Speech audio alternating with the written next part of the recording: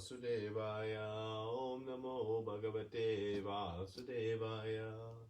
Om Jnana Timirandasya Jnananjana Shalakaya Chakshurum Militam Yena Tasmai Shri Gurave Namaha. Shri Chaitanya Manobishtam Stapitam Yena Bhutale Swayam Rupa Kadamayam Darati Swapadantikam.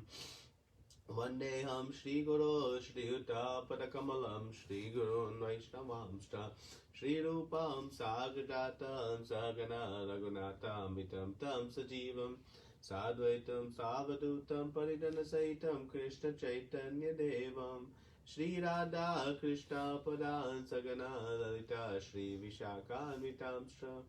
Hey Krishna Karuna Sindhu Dinabandhu Jagatpate Gopesha Gopika Kanta Radha Kanta Namostate Tapta Kanchana Gaurangi Radhe Vrindavaneshwari Vrishabhanu Sute Devi Pranamami Hari Priye Vanchakalpa Tarubhyascha Krupa Sindhu Bhivacha Patitanam Pavanebhyo Vaishnavebhyo Namo Namaha Namo Vishnu Padaya Krishna Prastaya Bhutale Srimate Bhakti Vedanta Swaminiti Namine Namaste Saraswate Devi Gauravani Pracharine Nirvishesha Shunyavari Paschyata Deshatarine Jai Shri Krishna Chaitanya Prabhu Nityananda Shri Advaita Gadadara Shri Vasadi Gaura Bhaktivinoda Hare Krishna Krishna Krishna Hare Hare Hare Rama Rama Rama Hare Hare.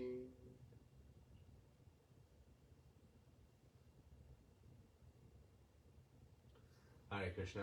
So, welcome to our Bhagavad Gita study. So, we will be concluding chapter 18 today and concluding the Bhagavad Gita. Most glorious Bhagavad Gita. It's been a fun journey through all these different amazing 700 verses. And so, we'll conclude today after almost 1 year of study. So Krishna has spoken about purification through karma yoga and through jnana yoga, and how one can achieve the highest perfection by coming to the Brahma-bhuta platform, this self-realization, detached from matter. And Krishna said that one in that state attains pure devotional service. So now in the next 11 verses, Krishna is going to speak about pure devotional service, pure bhakti, and exactly how to do that. So from verse 56 until 66, we get to relish pure devotional service and all of its glories. So in 56, Krishna says, though engaged in all kinds of activities, my pure devotee, under my protection, reaches the eternal imperishable abode by my grace. So lots of things to unpack here.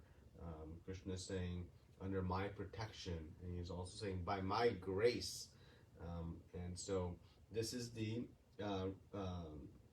activities of the pure devotees and what they result in. So Prabhupada writes in the purport and writes this similar topic throughout these next several purports, which means it is very important for us to understand.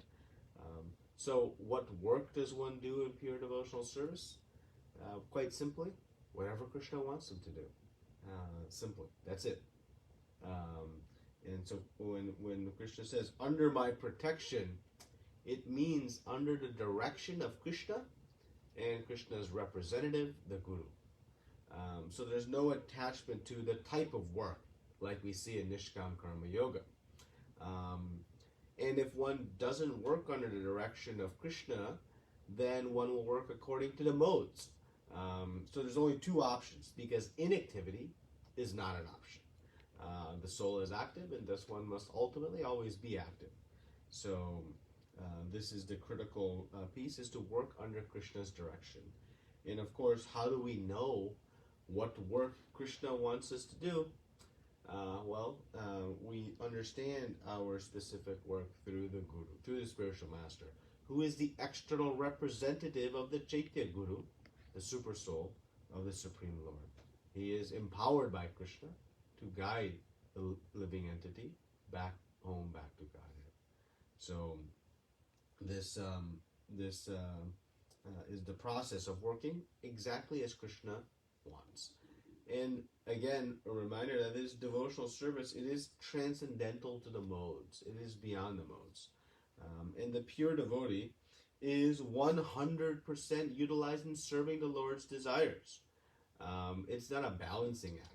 I do part of my day in devotional service, and then part of my day in my material life. Sometimes we think about our job as being material life, and our morning sadhana as our spiritual life.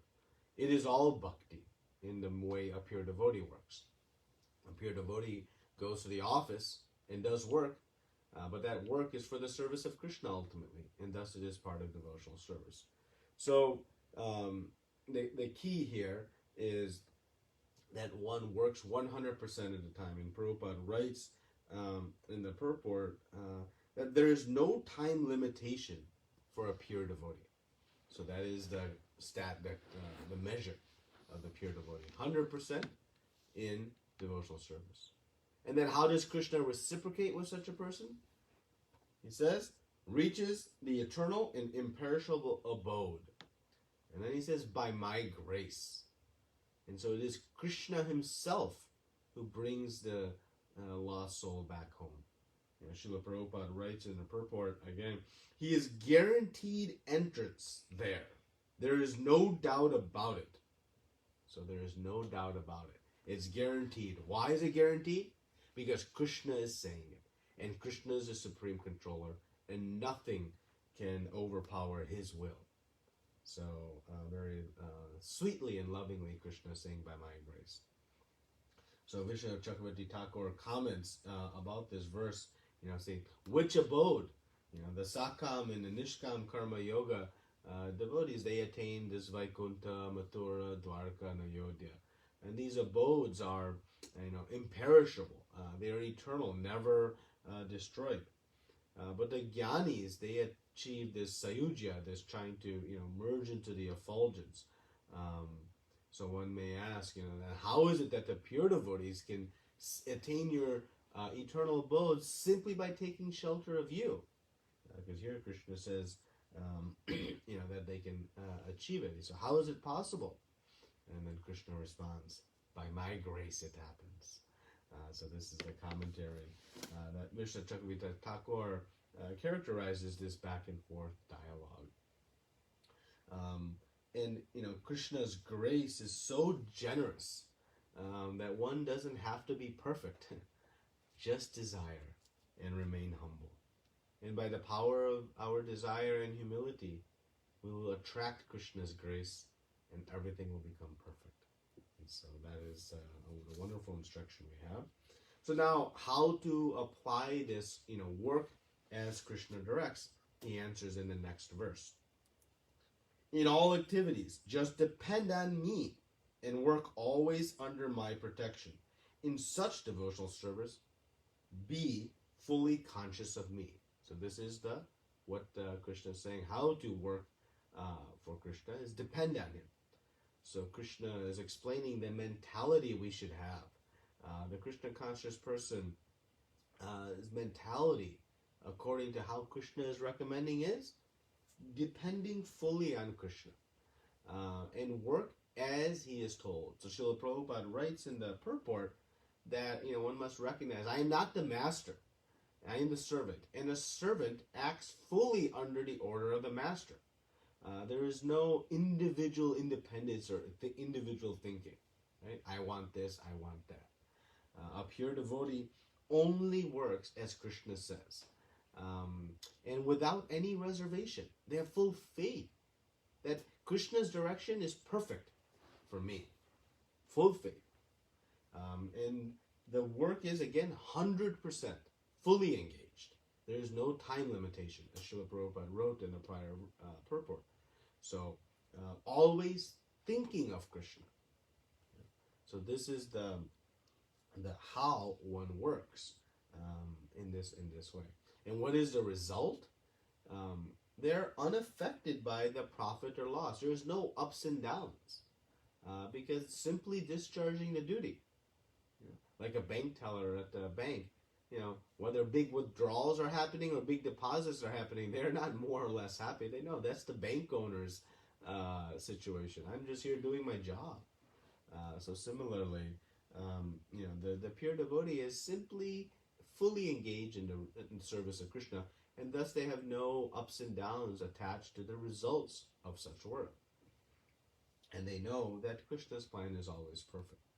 And, but one must do it very faithfully. Prabhupada writes that this faith is very important because we cannot become lazy.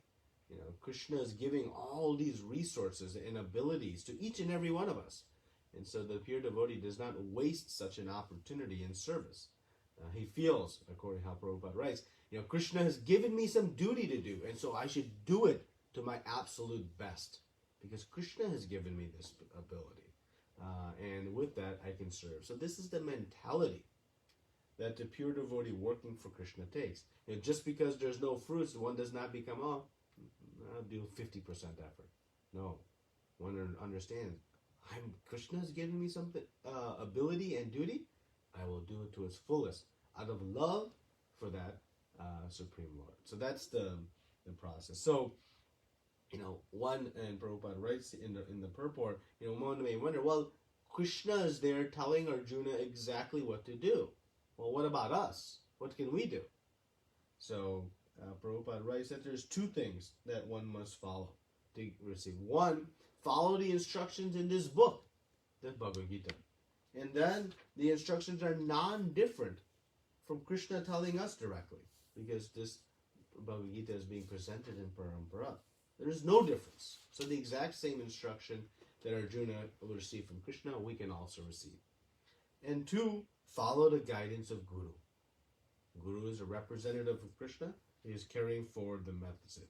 So that's why Prabhupada writes, if one acts according to the direction of Krishna in this book, as well as under the guidance of a representative of Krishna, then the result will be the same. So that result of Krishna speaking directly to Arjuna, we can also have that same result. And that's what makes this Bhagavad Gita so relishable for all of us. Just as it was relishable for Arjuna to hear, we can hear directly from Krishna. Prabhupada writes further in the purport about this word matpara. It's very, very important. Describing this pure devotee as having one and only one goal, and that is to please Krishna. That's it. The pure devotee knows, I was made to be used in Krishna's service. That is my only purpose in life. That is why I was created. I was made by Him to be enjoyed by Him. And thus, I will engage in that very lovingly. And the result, of course, is eternal bliss and happiness. When one carries forward their work in that consciousness, this is the perfection of understanding. There is no other purpose in my life but to give Krishna pleasure. And when one acts in such a surrendered mood, one achieves the utmost highest bliss, even more bliss than Krishna himself, as we know through different teachings. Right? So, the critical point here, Prabhupada writes, is that we should act according to the desire of Krishna from the very beginning, not just do what we want and say, "Oh, it is for Krishna." Right? Prabhupada writes in the purport, one should, however, note that after doing something whimsically, he should not offer the result to the Supreme Lord. So one must know and act according to how Krishna wants. This is, and Prabhupada writes, one should act according to the order of Krishna. This is a very important point. So that's quoting from this purport. It is really critical that devotional service means only activity performed under guidance of Guru and Krishna. That is devotional service. If it is under our own whimsical ideas, then it is not devotional service. So Prabhupada is very clearly articulated it. This is devotional service, working as Krishna wants and as Guru wants us to. Then it becomes bhakti. We may think that I'm doing some devotional service in the temple, but it is not. And Prabhupada thus writes in this purport, this is a very important point. You don't see him write that very often in his purports. So when he writes it, we should understand it is very, very important. to understand this. And so, how to guarantee our perfection in Krishna consciousness? Prabhupada further explains, 1. Gets a bona fide spiritual master and follows those instructions undeviatingly. This is following the order of the Guru, right? The third offense in chanting of the holy names is to disobey the order of the spiritual master. So, one should follow the order of Guru. Guru says jump, we jump. Guru says moon is green, the moon is green. This undeviating and unquestioning surrender to the spiritual master, as we saw all the way back in the second chapter of Vyavasayatmika Buddhi, this fixed determination in the order of Guru, that is the perfection of work in this way by the pure devotee. So the pure devotee behaves such way. In front of the Guru, the pure devotee presents themselves as full number one, and thus will receive the mercy. Chaitanya Mahaprabhu, when speaking to the sannyasis in Varanasi, explains this mood when speaking to the sannyasis about why is chanting the holy names of the Lord. And Srila Prabhupada writes a very beautiful and exquisite purport, commenting from Bhaktisiddhanta Saraswati Thakur's purport about the mood of the disciple in front of the Guru. It is very, very potent. And so I'll just read from the last two lines of this purport that Srila Prabhupada writes. Therefore, the spiritual master's order should be taken as the prime duty of life. If one gets a bona fide spiritual master and acts according to his direction, then one's perfection of life in Krishna consciousness is guaranteed. So how to guarantee perfection? Here it is. Sometimes you wonder, how do I know if I'm doing this right? How do I know if this is actually making progress? What is the guarantee? Here it is. Guaranteed perfection by following the order of Guru. So Prabhupada is giving us very,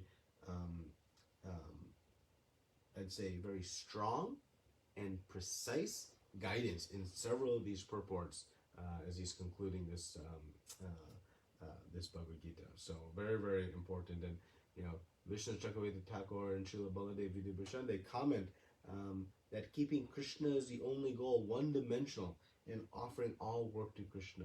This is the whole purpose of life. So, and that is what Krishna is telling Arjuna to do. So now, what happens if we do and don't follow these instructions? So in 58, Krishna gives the consequence. If you become conscious of me, you will pass over all the obstacles of conditioned life by my grace. If, however, you do not work in such consciousness, but act through false ego, not hearing me, you'll be lost. So the Krishna conscious person becomes free from anxiety in performing all duties.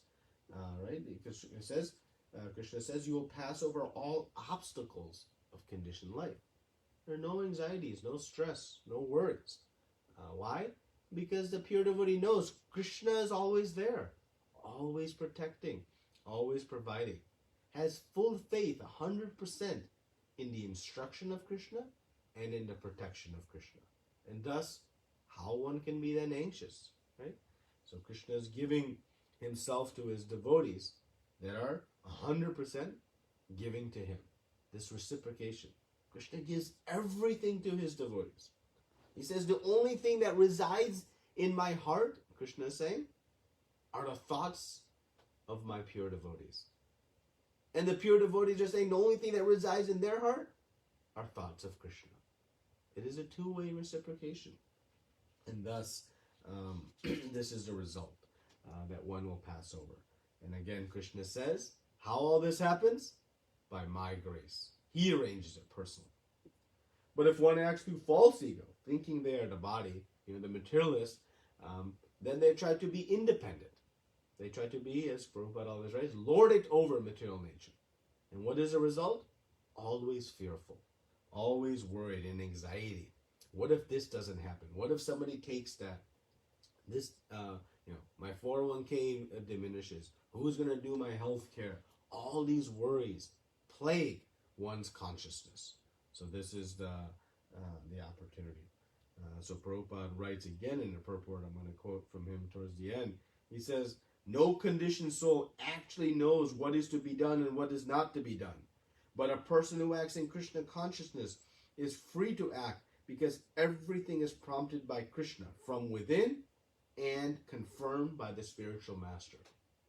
So now the third consecutive purport, Srila Prabhupada is speaking about how we should act, right? One doesn't know what to do and what not to do. But if one works according to Krishna's direction, as guided by the spiritual master, then it's perfect. So Prabhupada is in these purports really breaking this idea of our own, ideas of what we should do and not do. Again, very, very important, as Prabhupada says. So, what does it mean that acting through false ego, you'll be lost? That Krishna now explains in the 59th verse. If you do not act according to my direction and do not fight, then you will be falsely directed. By your nature, you will have to be engaged in warfare. Right? So the false ego leading one to think I'm the body, and then one thinks about what I want, not what Krishna wants. Okay? And when we think this way, we don't do what's good for the soul, we do what's good for the body. Because what's good for the soul is acting as Krishna directs, serving Krishna. So if we don't act, what happens? We'll be falsely directed by one's own mind and misguided intelligence. So the conclusion again here repeatedly is follow the order of Krishna and Guru. Following our own orders, our own ideas will end in disaster. We have so much evidence and proof of this. Following our own ideas, how many mistakes and how much distress and anxiety we've caused for ourselves and others around us. So we have complete, evidence. So we have to have faith. Krishna knows how to create the best situation and the best outcomes for us. So otherwise we'll be confused. So the easiest path, just follow and everything becomes very clear. And thus Krishna says, you'll be falsely directed if you don't follow me. Krishna knows better than us how to get us out of this mess and how to give us peace and happiness. We don't know. We've tried millions of lifetimes. Right? So the other point that Krishna is making here is very important. That Krishna is saying to Arjuna that you're going to fight whether or not you surrender to Krishna. Because it is his nature as a Kshatriya. He may hold off for some time, but eventually he's going to fight. So then we may ask, well then why is Krishna had to tell Arjuna to fight if he's going to fight anyways? So many chapters are explaining this, and why waste the time? Because Krishna wants Arjuna to fight in the right consciousness. That is the key, in the right consciousness. Acting in the right consciousness is what leads to success, not just acting. So, you'll be lost in the dark well of material life if you act according to your own desires. And the whole point of the Bhagavad Gita is to adjust our consciousness. Arjuna and Duryodhana are both shooting arrows. But the result is very different because their consciousness is different. One is shooting arrows according to the direction of Krishna with faith in Krishna's instructions. The other, Duryodhana, is shooting arrows according to his own desires. And thus the results are starkly different. So our consciousness is the critical thing that we are trying to adjust through the teachings of the Bhagavad Gita. And thus our actions will become perfect. So this is why, even though Arjuna was going to fight regardless, Krishna spoke so intensely and so much effort to bring him to the right consciousness. And the perfect consciousness is work according to Krishna's desire. So 60. Under illusion, you are now declining to act according to my direction. But compelled by work born of your own nature, you will act the same, O son of Kunti. So continuing this, right? Krishna is saying you're going to fight either way. So either you're going to surrender to Krishna's order, or you're going to surrender to Krishna's material modes of nature. Arjuna's fighting is unavoidable. Right? It's going to manifest itself ultimately if he doesn't follow Krishna's order because of his eagerness to fight due to his nature. Right? So Krishna doesn't need Arjuna to fight. Remember, he has nothing to gain. He can destroy everyone just by willing it. He doesn't have to do anything. It's already done. But he wants Arjuna to act with devotion, to be an instrument in his plan. Right? So, and why does he want Arjuna to act this way? Because it will give Arjuna peace and happiness. Again, Krishna is not going to benefit by Arjuna fighting. It is Arjuna who's going to benefit. And ultimately, we are the ones who will benefit by working only according to Krishna's desire and Guru's desire. It is we who are the beneficiaries. We will find the benefit. Not Guru and not Krishna. Right? So, why one should surrender to Krishna is because it is in our best interest. It is for our perfection. Again, we must have full faith in it. Sometimes when one says, you follow my order, we resist because we know it's good for them, but not good for us. But in Krishna's instruction, when Krishna says, follow my directions, it is not for his benefit. Again, it is for ours. And one must have full faith in the loving direction of Krishna to be able to act in this way. And that's how the pure devotee behaves. So, again, surrender is not a matter of choosing to be controlled by Krishna. Either way, we're going to be controlled by Krishna, either directly through his instructions or indirectly through his modes of material nature. So, the only choice is either to surrender directly or indirectly, because either way, we know, due to our minute independence, we are fully under the jurisdiction of the Supreme Lord. Right? So the only difference then is when we surrender to him directly, we become protected by Krishna. And he takes control of our journey. And he provides everything. And everything becomes successful and glorious. Prabhupada writes, but anyone who voluntarily engages himself under the direction of the Supreme Lord becomes glorious. Such a sweet statement. Prabhupada ends his purport in 60. Okay? Now, Krishna says in 61, the Supreme Lord is situated in everyone's heart, O Arjuna, and is directing the wanderings of all living entities, who are seated as on a machine made of material energy. Boom! Smashing our ego. Krishna is here. When we want to try to work according to ourselves, he's smashing us, saying that we are forced into this body by Krishna, based on our past actions and desires. We are thus then forced to act in certain ways. A dog has to bark because that is its only way to communicate and speak.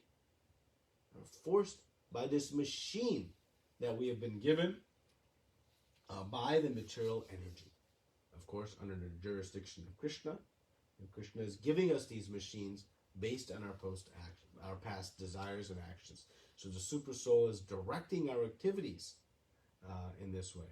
So, yes, the body is not forced upon us randomly. It is based on our past desires, but it is given to us without our choice, without our approval.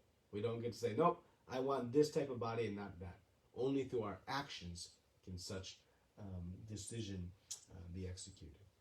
So we see through this verse that the ultimate controller of our birth and death is the Supreme Lord. It's Krishna alone. And knowing this, it helps us come to this stage of surrender that the pure devotee has. Right? Krishna, being in our heart, sees all of the desires and thus moves us around as if we are seated on a machine and just it is going left, right, up, and down. Right? So this machine, it is the body. And the passenger on the machine is the jiva, the living entity. So we come to understand that our minute independence, our independence is so small. We cannot choose the body we have. We don't even execute our own actions. We simply can express a desire. Everything else is left to the modes of material nature.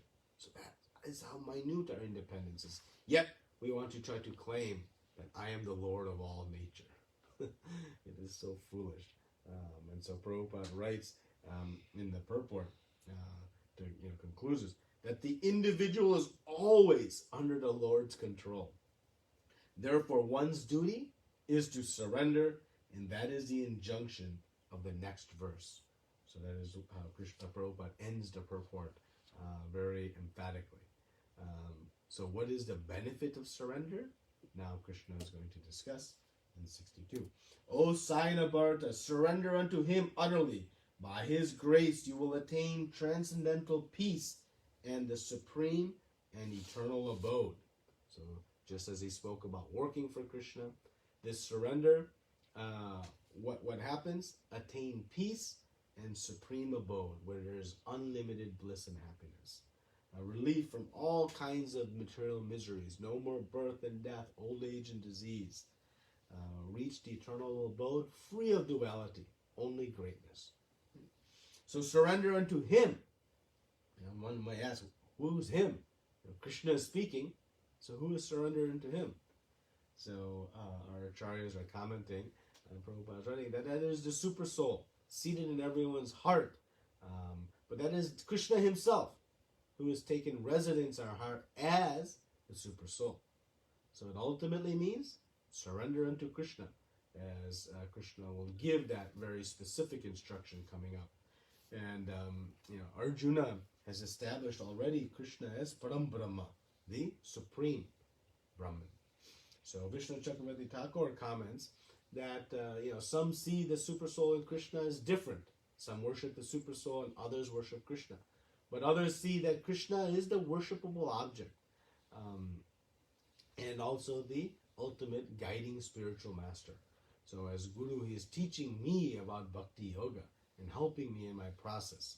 And that Krishna is the same who has taken residence in my heart as super soul. And Srila Baladev Vidyabhushan provides a similar commentary that the super soul and Krishna are one and the same. He is our friend, situated in our heart as super soul. Krishna here is saying that I am situated in everyone's heart. Or sorry, he says previously, I am situated in everyone's heart. So we should understand when Krishna says here, surrender unto him, he is not speaking to somebody different than he himself, but is referring here to the position of the super soul who was directing all the wanderings of the living entity on the machine as referenced in the prior verse. Okay? 63. Thus I have explained to you knowledge still more confidential. Deliberate on this fully, and then do what you wish to do. So Krishna is revealing more and more confidential knowledge. Right? The first confidential knowledge was that we are a spirit soul, and thus the Brahma Bhuta realization leads to this very joyful and no lamentation position. And then he revealed that the super soul is the ultimate doer, is seated in all our hearts. And now the most confidential knowledge is coming, which is coming up in the next verses. So Krishna has said, though, is very important. He says, Yata chasi tata kuru. You have free will to act. You act as you like. Krishna has given all the options, all the pros and cons, and now he'll not interfere with our free will. So, of course, we know what is the best option. Surrender to the instruction of Krishna and Guru. Giving up the false ego of independence and attain this freedom from distress and gain all the spiritual bliss and joy. But the choice is always ours. So one should, Prabhupada writes, one should think very carefully with intelligence. We should understand the pros and cons and then decide. Surrendering to Krishna is in the best interest of us. Again, not for Krishna's benefit, but it is up to us to decide how that's going to happen. And of course, the instruction to surrender comes from Krishna here and also from Guru in all the teachings to us. So, but Krishna says, you do what you wish to do. Sometimes we wish he would just take us and force us to surrender. It would be so easier.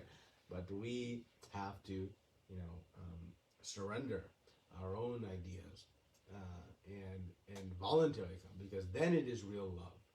So now Krishna is going to speak about the most confidential knowledge. Because you are my dear friend, I am speaking to you, my supreme instruction, the most confidential knowledge of all. Hear this from me, for it is for your benefit. So Krishna here again reminds us, it is for his benefit. So these three levels of confidential knowledge: knowledge of Brahman or the soul, that was the first level. Then knowledge of the super soul, that was more confidential, the second level. And the most confidential knowledge, what is that? Surrender to Krishna.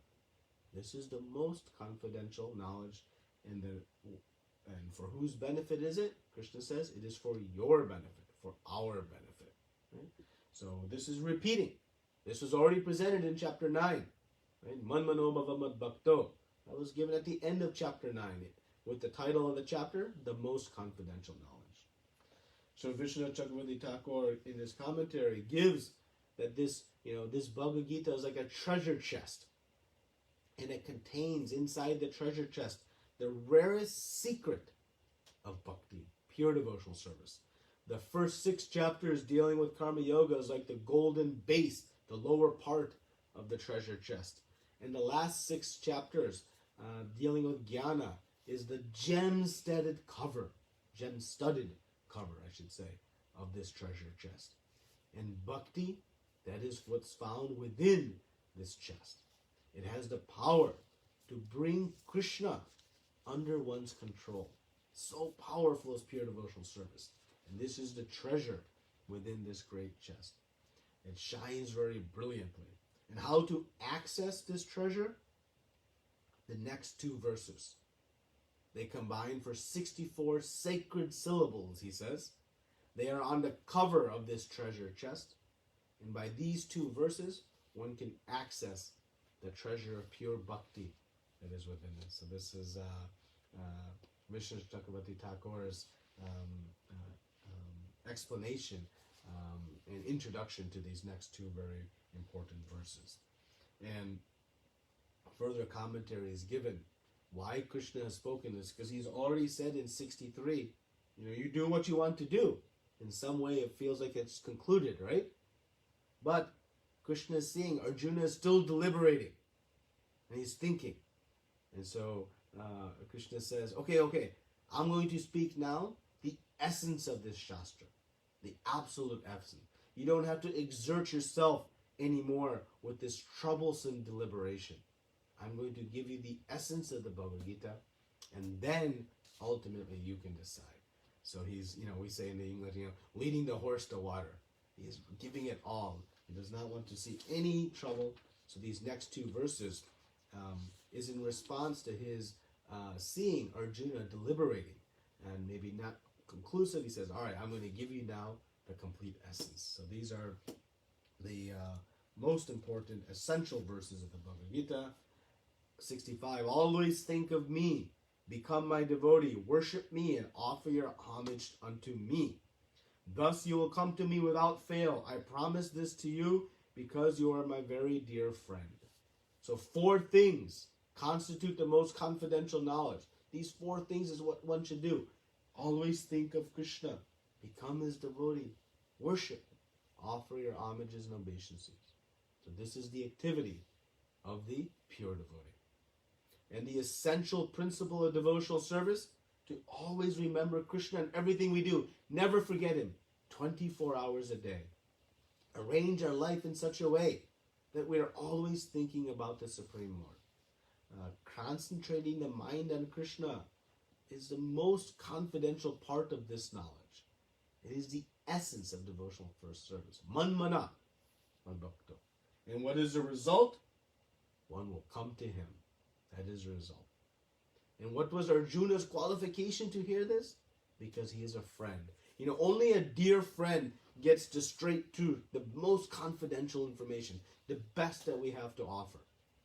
So the best that Krishna has to offer, he is giving to Arjuna. Why? Because he is a dear friend. And we, hearing this also, can become a very dear friend of Krishna. Right? And so Prabhupada says that Lord's promise is that anyone who is in such pure Krishna consciousness will certainly return to the abode of Krishna, where he'll be engaged in the association of Krishna face to face. That's a pretty powerful. Certainly return to the abode. Right? So Srila Prabhupada emphasizes that we should speak, that we should think specifically about the two-handed form of Krishna here. So he writes towards the end of the purport that there are many forms of Krishna: Vishnu, Narayan, Rama, Varaha, etc. He says, but a devotee should concentrate his mind on the form that was present before Arjuna. So this bluish two-armed form, beautiful cheeks and curly black hair, this form of Krishna is what we are recommended to think about. This is very, very wonderful. And in Surrender Unto Me, Bhurijan Prabhu writes some commentary from Krishna Chakravarti Thakur and Srila Baladev Vidibhushan that is very, very sweet. It's on page 357. In essence, Krishna's vow is not enough to Arjuna, and so Arjuna says, "Don't worry, I don't deceive my friends." It's a very sweet dialogue that he is summarizing. Right? So it's worth reading on your own a couple of times. It's very, very sweet and pleasurable. So now, one may wonder, well, what if I can't follow this guidance, to be 24 hours thinking of Krishna, worshiping him? Does one have to purify some other means of renunciation or austerity or vows? Is there some process one must follow to come to this point of manmanabhavan madbhakto? One may wonder like this. Krishna said in the 7th chapter that one must be free of all sinful reactions to take to the worship of Krishna. Right? So what does one do? So in 66, Krishna says, no. He says, abandon all varieties of religion and just surrender unto me. I shall deliver you from all sinful reactions. Do not fear. What else do we need to know? Krishna says, just surrender. That's it. Doesn't matter. Even if you're not free from sinful reactions, I will deliver you from them. Mahasuchaha, do not fear. So yes, previously in chapter 7, Prabhupada references that, one must become free from sinful reactions to take to this process. But now Krishna is saying, just give it all up. No other process is needed. Just surrender. By surrendering, one becomes automatically free from all sinful reactions. No extraneous effort is required. Right? And so in the purport, Prabhupada describes the meaning of this surrender. He says, not worrying about keeping the soul and body together. Knowing Krishna will take care of everything. Thinking oneself helpless and consider Krishna as the only basis for his progress in life. This is the surrender. That's the direct quote from Srila Prabhupada. Again, think oneself helpless and consider Krishna as the only basis for progress in life. This is the mood of surrender. Just like an infant in the arms of mother, it's totally surrendered, but also very peaceful. Just puts the hands in the air, pick me up, and has full comfort in the arms of mother. Not worried, oh, what if she drops me? Oh no, what if she leaves me someplace that is not safe for me? Or doesn't feed? None of those worries exist. That is the mood of the pure devotee, fully confident in this full surrender to Krishna. Because he keeps saying, by my grace, by my protection. And they have faith in those words of Krishna. Right? So here, the very clarifying point is being made that all these other processes, karma yoga, nishkam karma yoga, sakam karma yoga, jnana yoga, dhyana, any mystic perfections, all of it should be given up. No need for any of it. Just do bhakti. Krishna says, Mam ekam, only me. You worship me. Abandon everything. And he says, don't fear. Why he has to say don't fear? Because we worry. Oh, if I give up this form of worship or give up that form of worship, am I going to be missing something? losing something? Is someone going to be mad at me? Krishna says, no, don't fear. Masucha. Just give it all up. This is it. Don't waste your time fearing about other rituals and other things that might need to be done or not to be done. No, you can abandon it all. And he will take care of everything. So, Prabhupada says, in very lovely terms, he says, such fear, such worry, he said, is useless. Very lovingly, Srila Prabhupada says, such worry is useless. So, Vishnu Chakravarti Thakur comments that this is Krishna's special sweetness, his special mercy. One is getting this qualification to do unalloyed devotion bhakti by his mercy. Krishna has previously said, 9th chapter, Yat Karoshi Rashnasi, that, if you're not yet able to do pure bhakti, patram pushpam phalam toyam, then you can do it. Then you can do this. Whatever you do, do it for Krishna, this Nishkam Karma Yoga. But here, Krishna is thus, violating his own rule. That this bhakti, this unalloyed pure bhakti, it's achievable when one receives the mercy of Krishna's pure devotee. That is the spiritual master. So the perfection of Krishna consciousness, again, becoming fully surrendered to Krishna, always thinking of him, rendering service unto him. So Prabhupada writes in the purport that I wanted to read from, he says, in other words, devotional service to Krishna in full consciousness is the most confidential part of knowledge. And this is the essence of the whole Bhagavad Gita. I'll read it again. In other words, devotional service to Krishna in full consciousness is the most confidential part of knowledge. And this is the essence of the whole Bhagavad Gita. So now, the Bhagavad Gita is done. It's all concluded. All the topics have been presented. Krishna has explained in seeing Arjuna's deliberation, okay, this is the essence. This is what you should do. Don't fear, because you are my friend. I'm taking care of you. These 2 verses, 64 syllables, provide everything we need. And so now Krishna is going to give some advice about what to do with this jewel-like information. Should we keep it locked up or distribute it? But if we're going to distribute it, to who? So Krishna will speak a few more verses about what to do with this great treasure. This confidential knowledge may never be explained to those who are not austere or devoted or engaged in devotional service, nor to one who is envious of me. So only the Prabhupada writes in the purport very clearly and very important for us that only the devotee can know the Bhagavad Gita. Those who are envious or materially sensuous can never know about the Bhagavad Gita. They cannot understand this confidential meaning. And thus we should run very, very far away when they try to speak on the Bhagavad Gita. We must understand it from the pure devotee who can explain it as it is. And so we know, who can know Krishna? Bhakti amam abhijananti. One who does devotional service, a pure devotee.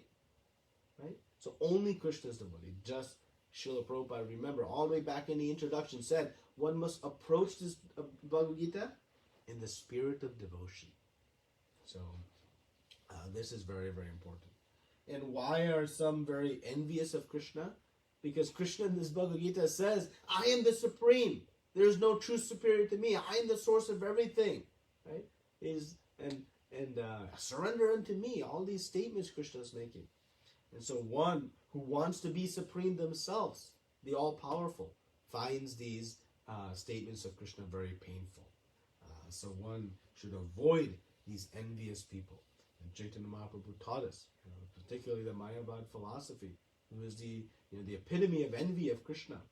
It destroys all of one's bhakti if one hears just a tinge of it. So Prabhupada explaining to us. So now we see, very motivating for all of us, what is the boon one receives if they share this knowledge. 68. For one who explains his supreme secret to the devotees, pure devotional service is guaranteed And at the end, he will come back to me. What a boon. Pure devotional service and going back home. And then he says, there is no servant in this world more dear to me, nor will there ever be one more dear. Do we need any more inspiration to take this message of Krishna presented in his Bhagavad Gita, given to us by Srila Prabhupada, and give it to anyone and everyone? This is the benediction. How to become dear to Krishna? Just preach this message. Just share exactly how it's been presented to all of us by the mercy of Srila Prabhupada. Yes, we have no ability to speak about Krishna. None. Zero, zilch, zilp. But we can simply repeat what has been spoken. And Krishna is giving us the opportunity to speak about him. Wow. And he's saying there's no greater service. No one can be more dear. And why is that the fact? We may wonder, why is that the fact? We know when a child is separated from mother, that mother is in great anguish and pain. And if someone brings that child back to mother, that person who returned the child to mother is the most dear person to that mother. The mother will give anything to that person who returned their most beloved object, their child, to them. Krishna is in similar anguish, missing all of his lost children. And so if we play some role in helping his lost child go back to him, Krishna views that person who played that role with such favor. And thus he says, there is no servant in the world more dear to me than one who brings my lost child back to me. So it is very clear why Krishna is saying this. But we should be very mindful in our consciousness of preaching. We have no ability to make a devotee. We have no ability to purify anybody. We have no ability to speak on Krishna. But what we can do is we can repeat what our acharyas have spoken. Prabhupada said, you memorize my purports and then you present them in your words. So we can repeat what has been spoken. But we should understand our role. Just like a record player is not proud for playing very beautiful music. The music was produced by somebody else. It is simply just the machine to repeat it. We should view ourselves like that record player. Simply a machine to repeat the perfect message of Srila Prabhupada. And if one does so, in this consciousness, one can become very dear. So one should be, maintaining, an understanding of what our role is in this preaching. And thus we also can become very confident. Sometimes we think, I'm not qualified. Our qualification is simply to speak. The record player doesn't think, I'm not qualified to play Beethoven. No, it simply plays it. It is a piece of machinery. Similarly, we don't think about our qualification or lack thereof. We just repeat. So both, we should never feel ourselves unqualified. We also should not feel proud. I am, making this person come to devotional service. No. We're simply repeating this message. And when one does, one can receive the special mercy of Krishna and feel and become the most dear servant of the world. The moment we think, I am doing this, I'm giving this class. This is not the right way. So rely on the message of Guru Parampara and Krishna, and then there will be great potency in the message. Again, just repeating what Srila Prabhupada has said means it will be effective and potent in taking that soul back home to Godhead. If we add our own, not so much. And so we must rely on the message of Guru and Krishna. So this is the love Krishna shows. In 70. And I declare that he who studies this sacred conversation of ours worships me by his intelligence. So one who studies it, they are worshiping Krishna by his intelligence. Right? In 71, and who listens with faith and without envy becomes free from sinful reactions and attains to the auspicious planets where the pious dwell. So in 67, Krishna has spoken, don't share it with the envious. Why? Because the envious hearing this is going to make them angry, upset, and they're going to commit more offenses. So Krishna's not wanting to share it with them is not out of spite, but he wants to protect them from committing more offenses and doesn't want to make them angry. This is how much love Krishna has, right? So the Bhagavad Gita should be spoken to the devotees because it is only going to be beneficial to them. And he doesn't want to create more harm for the envious. Right? So Prabhupada writes that, do we preach to non-devotees? We do these big programs sometimes and many people come? No, because not all non-devotees are envious of Krishna. Some are just not knowing. They're innocently ignorant of this reality.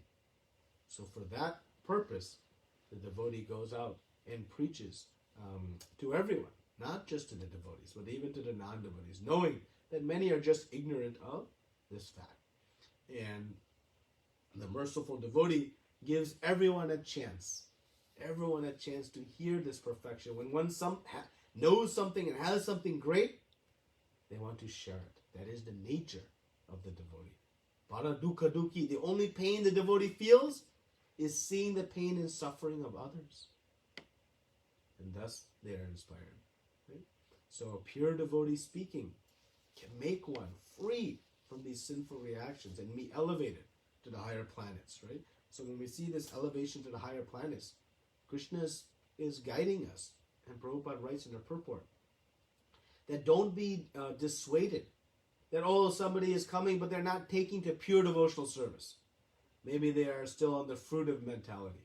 Okay, no problem. They can be elevated to the higher planets and they'll become righteous and pious. And by that piety, later they may come to devotional service. So nothing is lost. So the key point is not everyone may become straight pure devotee. Still there is benefit because they'll achieve some pious results, and that piety ultimately will bring them to devotional service. We know, when one is very pious, they tend to take to devotional service more easily. And so don't worry, even if one doesn't, fully surrender to Krishna immediately, keep spreading this message, keep sharing it, and eventually they'll come to devotional service. But the key again is don't hear with envy. Don't give to anybody with envy. So Krishna now will make sure everything is clear. So he says in 72, O son of Pritha, O conqueror of wealth, have you heard this with an attentive mind? And are your ignorance and illusion now dispelled? Krishna wants to make sure everything was okay. If anything he needed to be repeated, he would have repeated it, including the whole Bhagavad Gita, Acharya's comment. So Krishna is making sure everything okay. And Arjuna now gives us the most important instruction by his action. Arjuna said, My dear Krishna, O infallible one, my illusion is now gone. I have regained my memory by your mercy. I am now firm and free from doubt, and am prepared to act according to your instructions. Karishye vachanam tava. The most important instruction we get from Arjuna. This, prepare to follow the instructions as indicated. This was Arjuna's mood, and this is the mood we can beg and pray for, that we can also inculcate in our consciousness. Because if we do, then perfection. Prepare to follow is the perfect consciousness. It is our constitutional position to act according to the order of Krishna. That is our nature. Service is our nature, and forgetfulness of this is what brought us to the material world. We're going to serve either Krishna or Maya. So we have to pick. But Krishna is our constitutional position. Okay? So this mood that Arjuna has, he's now become free from his illusion. And thus he has come to them. Right? Arjuna has said, my illusion is now gone. I have regained my memory. Right? Regained is very important. That is our original position. It is not, now I have understood it. This has been regained. Our constitutional position is to act according to Krishna's instructions exactly. And thus Arjuna has said My illusion is now gone. I have regained my memory. How? By your mercy, Krishna. By Krishna's mercy it has happened. So this is the very critical point. And this is the original position of each of us, to act fully according to Krishna's instruction. So the illusion is to serve Maya, to think I am God, the master. But the reality, I am servant of Krishna. So when the illusion is gone, over, and there's full knowledge, what happens? Surrender to Krishna and act according to his desires. This is our only and our real activity. Anything else is illusion of this reality. So the whole point of our Krishna consciousness is to remove the illusion of I and my and I want, and start acting only according to the order of Krishna and Guru. That is the whole point of our Krishna consciousness. So now Sanjaya will conclude with his reactions. Sanjaya said, "Thus I have heard the conversation of two great souls, Krishna and Arjuna, and so wonderful is that message that my hair is standing on end." Hearing this, what's the result? Pure bliss, hair standing on end in happiness. By the mercy of Vyas, I have heard these most confidential talks from the master of all mysticism, Krishna, who was speaking personally to Arjuna. So here, Sanjaya acknowledges that the hearing and understanding, it comes from Guru, the mercy of Guru, not our own merits. They are useless. So Sanjaya said he could hear from far away by the mercy of his spiritual master. So when Prabhupada writes, one must hear from this transparent medium. One must hear. Because we hear from the transparent medium, it is non-different than hearing directly from Krishna's mouth. No difference. Right? So this is the important point. In 76, Sanjaya continues, "O king, as I repeatedly recall this wondrous and holy dialogue between Krishna and Arjuna, I take pleasure being thrilled at every moment." What is the result of hearing Bhagavad Gita? Total bliss. And it's an endless ocean of nectar. He says, I repeatedly recall. Over and over and over again we hear. We have read and studied this Bhagavad Gita once now in detail. The more we go back to it, the more we'll get out of it. It is an endless ocean. One never tires. So Prabhupada writes in the purport, the result of Krishna consciousness is that one becomes increasingly enlightened, and he enjoys life with the thrill, not only for some time, but at every moment. Wow, what a nice, beautiful statement by Srila Prabhupada. Enjoy life with a thrill, not only for some time, but at every moment. How? By repeatedly hearing this wonderful Bhagavad Gita. O king, as I remember the wonderful form of Lord Krishna, I am struck with wonder more and more. I rejoice again and again. The form of Krishna is so enjoyable. How many times we can take darshan of Shri Shri Radha Kunj Vihari and just be in bliss, seeing the beautiful forms, endless times. And now Sanjaya will give his prediction of what is going to happen in the final verse of this Bhagavad Gita. Wherever there is Krishna, the master of all mystics, and wherever there is Arjuna, the supreme archer, there will also certainly be opulence, victory, and extraordinary power and morality. That is my opinion. Dhritarashtra had approached Sanjaya asking what was happening at the very beginning, and now Sanjaya has said, this is what's going to happen. He puts the nail in the coffin of Dhritarashtra's thoughts for victory, hopes for victory. And he explains that wherever there is Krishna, everything will be successful. I just wanted to read in conclusion the final paragraph of Srila Prabhupada's purport to his presentation of Bhagavad Gita. The living entity in his original position is pure spirit. He is just like an atomic particle of the Supreme Spirit. Because thus Lord Krishna may be compared to the sun and the living entities to sunshine. Because the living entities are the marginal energy of Krishna, they have a tendency to be in contact either with the material energy or with the spiritual energy. In other words, the living entity is situated between the two energies of the Lord. And because he belongs to the superior energy of the Lord, he has a particle of independence. By proper use of that independence, he comes under the direct order of Krishna. Thus he attains his normal condition in the pleasure-giving potency. Thus ends the Bhaktivedanta purport to the 18th chapter of the Srimad Bhagavad Gita, in the matter of its conclusion, the perfection of renunciation.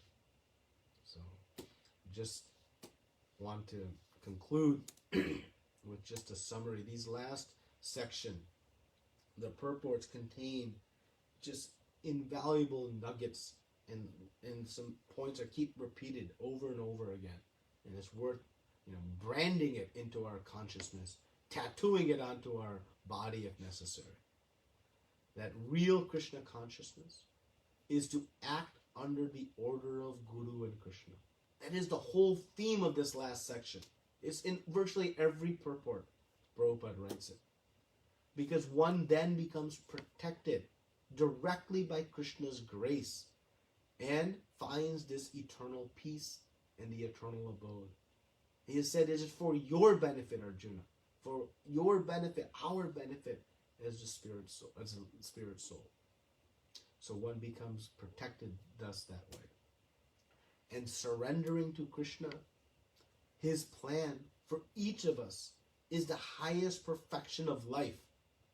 And that is the essence of the Bhagavad Gita. To surrender to Krishna's plan for us. Our own plan for ourselves is full of all kinds of faults and flaws, and it leads to our destruction. And this is the most confidential knowledge. To surrender to Krishna. It is the highest perfection. And who will guide us in this process? Krishna's external representative, the spiritual master. So this is what we saw over and over and over again in these purports. And we can bring this into our consciousness and all will be perfect. Thank you very much. Srila Prabhupada ki jai. Ananta Koti Vaishnavinda ki jai. Hare Krishna, everyone. So any comments or discussion, questions, corrections?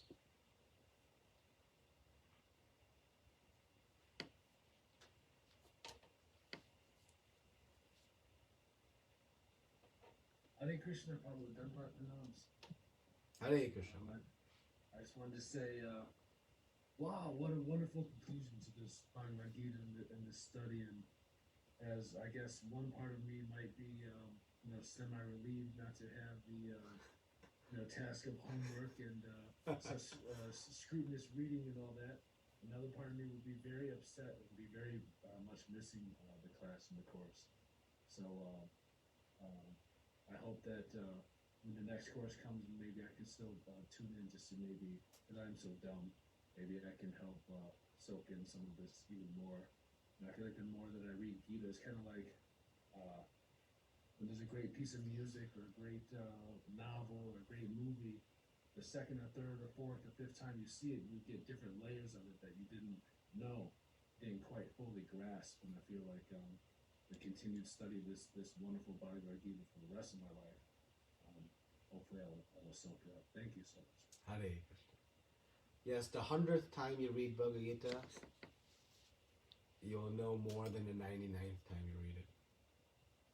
And the 1000th time you read it, more than the 909. It's truly, this is the beginning. This is the introduction to the Bhagavad Gita. So please continue to hear. Please continue to join as you desire. And we'll all relish it together and continue relishing it deeper and deeper and deeper. Thank you, Father. Hare Krishna.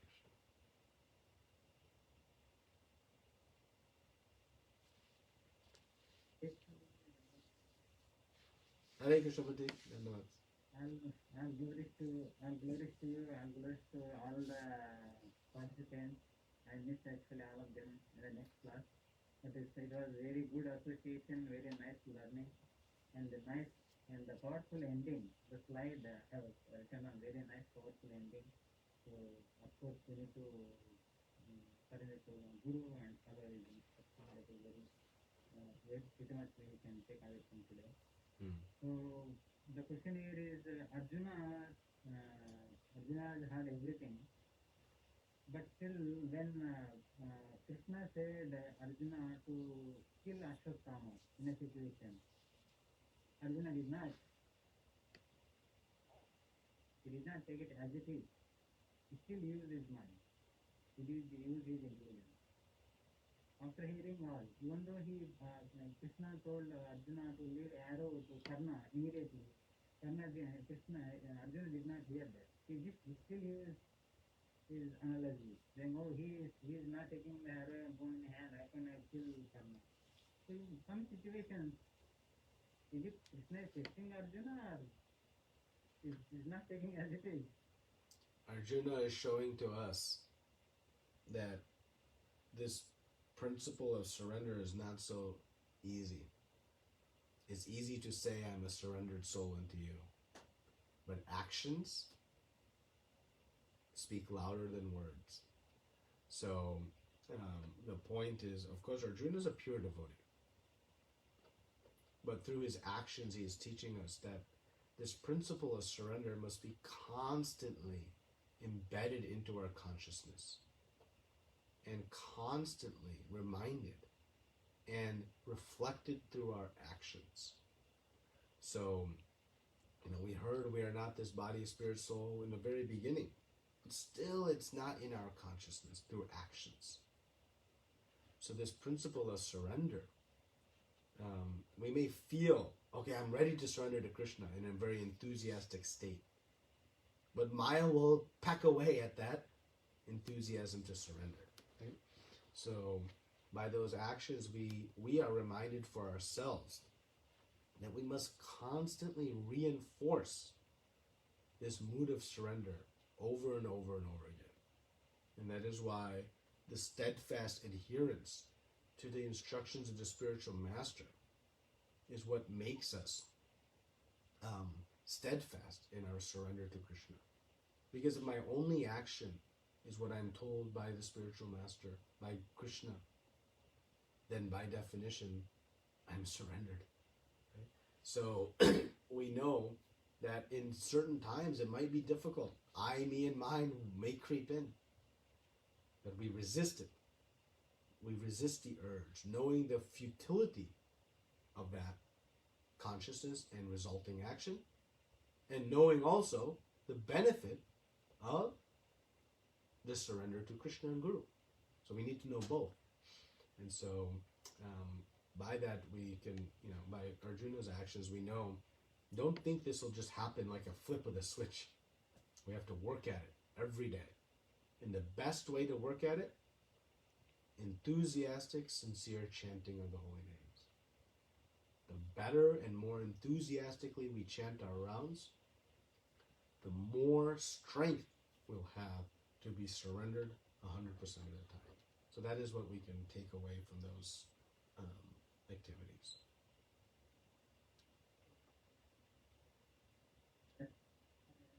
Just starting reading Bhagavad Gita, and I feel like I'm just beginner in reading Bhagavad Gita. So now this is the most confidential and perfect knowledge for any class, any place, any situation.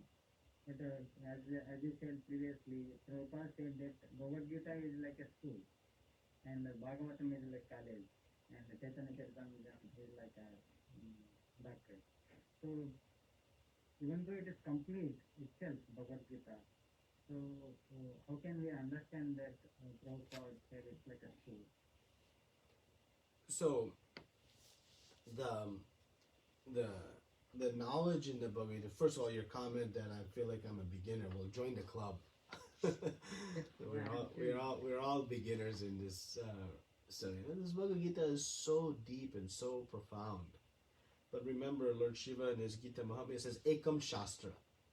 That let there be one Shastra that the whole world reads. And that is this Bhagavad Gita. Because it's so potent and so powerful.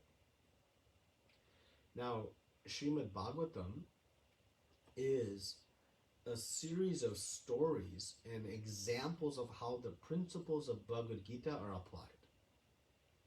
So they are not, two different ideas. They're correlated. And thus, in other places, Prabhupada, talks about how you can read them in parallel. You read them in parallel. But because the principles explained here in the Bhagavad Gita are shown in practice in Srimad Bhagavatam. So if you study the purports in Srimad Bhagavatam, you'll note Prabhupada is always commenting on verses from Bhagavad Gita. Virtually in every other purport, there's a reference to a verse or a concept or a topic from Bhagavad Gita. So they are, understood to be studied in parallel. But one must have a thorough and complete understanding. Complete's not the right word because you can never be complete, but a thorough understanding of this Bhagavad Gita in their consciousness to really then understand the activities explained in Srimad Bhagavatam. And so, that's why Prabhupada established every day in the temples there should be a Bhagavad Gita class. Now, we think, well, Bhagavad Gita, that's, is that beginner level? No, it's beginner, intermediate, and advanced. Right? Of course, there's also Srimad Bhagavatam class in the morning, every day in a temple, being one of the 5 potent angas of devotional service. Right? So they can be studied in parallel, but we must create a very strong foundation of Bhagavad Gita understanding to really then understand Srimad Bhagavatam. Because Srimad Bhagavatam has many, many different purports and also different, I would say, Prabhupada writes in the purports about the professional reciters, right? The way it's presented. So we understand it through how Prabhupada guided us to understand both. And of course, Chaitanya Charitamrita is like the PhD level. It is the most glorious. But remember, Srila Prabhupada completed the translation of Chaitanya Charitamrita before even Srimad Bhagavatam. So some devotees, some will jump directly to Chaitanya Charitamrita, and there's also no loss because the mercy of Gauranga Mahaprabhu is flowing unlimitedly, right? So that's how we can understand these relative scriptures. Chaitanya Charitamrita, it will be like basically direct mercy of Chaitanya Mahaprabhu. We connect it. It is like if we like any like a star or someone, we follow them, understand more, then we have more attachment. So similarly, we need more attachment to it. Chaitanya Charitamrita is like the sweetest of sweetest of sweet. It is so nectarian. It's so. Just keep studying Srila Prabhupada's books. But, this Bhagavad Gita, sometimes we think, we were discussing with a group of devotees previously that, let's discuss something new. Let's innovate, something different. That tendency is there in ourselves, but it's not rightly situated. If you can just keep studying Bhagavad Gita your whole life, just start again and again and again and again, there'll be more and more realizations. That's why Lord Shiva said, Ekam Shastram. It's so powerful. It's an endless ocean. Right? So there's no need to, go to something new. Just keep reading. And because again, this is the perfection of knowledge, perfection of instruction. There's nothing better out there. Trust me. That's Krishna's opinion. And Prabhupada has reinforced it in his purports. There's nothing better. So keep studying Bhagavad Gita. Keep studying. And that's why, the whole Bhakti Vriksha program. Why the ISKCON preaching ministry just, established this.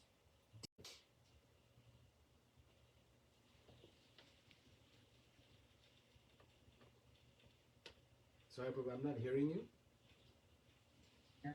Thank you, Prabhuji, for all your effort and Mataji effort in making all this possible. Hopefully, by Radhakunda Devi mercy, Guru Maharaj mercy, I will be able to complete the rest of the models. So, thank you. Hare Krishna, thank you for your wonderful participation.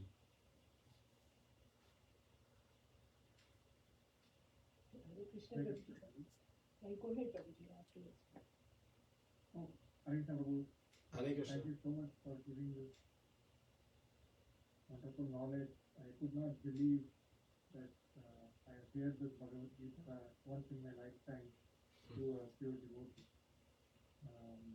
Though I left Detroit, I was not sure how could I actually associate with all of the devotees here, and this is the only class made me to see some of your faces and continue to hear your voice that I was hearing for a few years.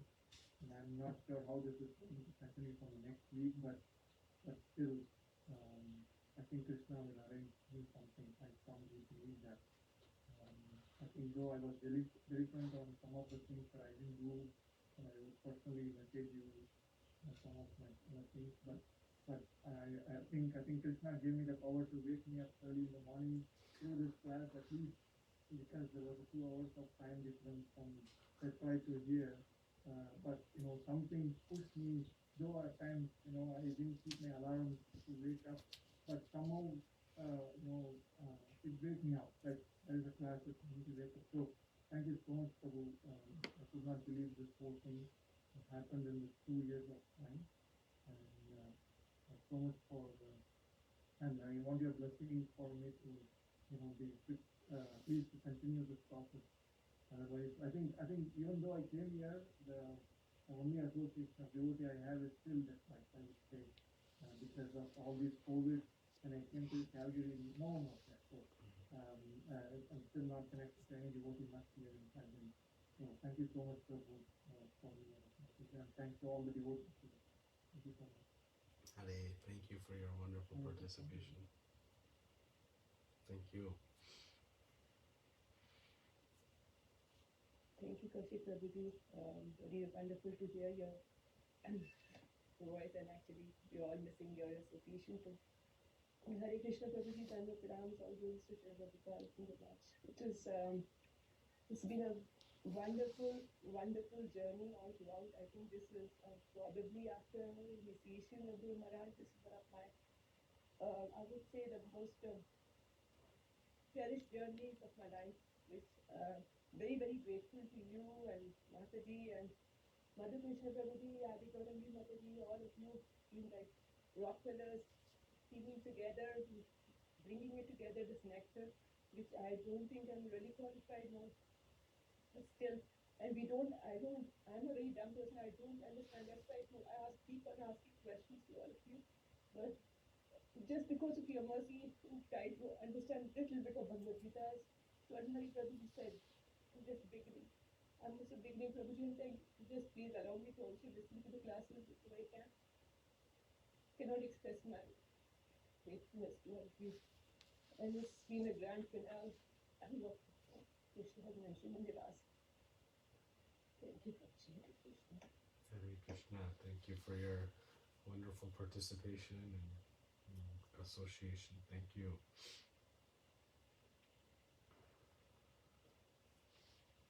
Looks like there's a question online. Iti Ranjan Prabhu? Yeah. Okay. Oops. Hare Krishna Prabhuji, what are the ways of surrendering to Krishna? Doing devotional service to Krishna and their devotees, following prescribed duties, and Srila Prabhupada's instructions on ABCD. Are these ways to surrender to Krishna? Yes, it's wonderfully summarized.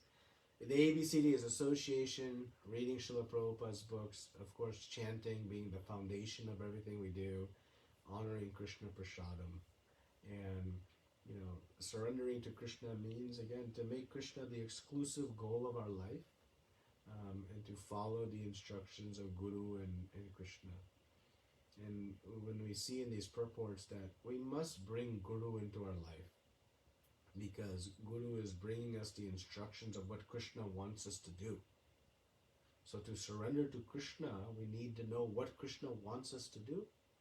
And that comes through the medium of Guru.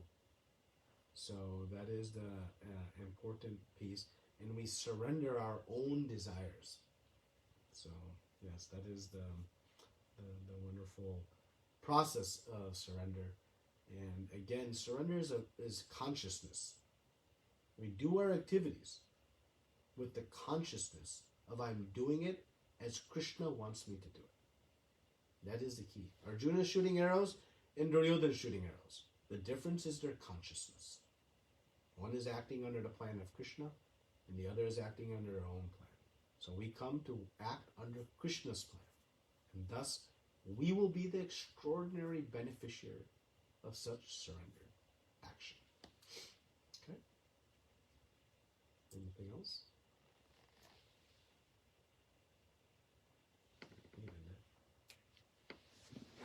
So, okay, so we'll conclude. Thank you very much again. Srila Prabhupada.